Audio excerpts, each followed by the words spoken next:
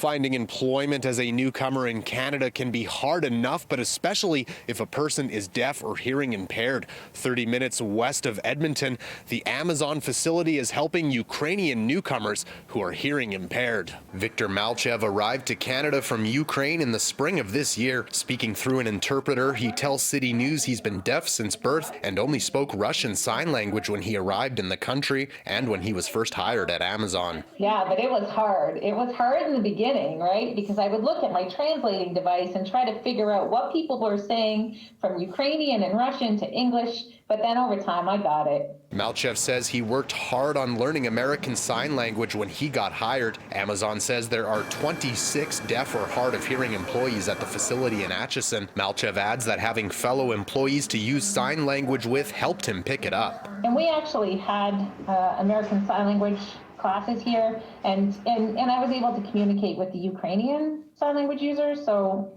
that helped me. Managers say while it was a small challenge at first, through the use of on-site and virtual interpreters, they've begun picking up on conversational sign language. Worth it, they say, to be able to genuinely communicate with their employees. These people made me realize the difference of hearing and listening. They cannot hear, but they do listen. And there are people that hears, but they don't listen.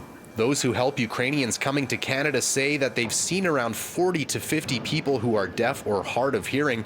The Ukrainian-Canadian Congress of Alberta tells me that although deaf Ukrainians face a double language barrier of English and American Sign Language, it hasn't stopped them from finding employment. These people are extremely resilient and they are finding employment, and employers love them.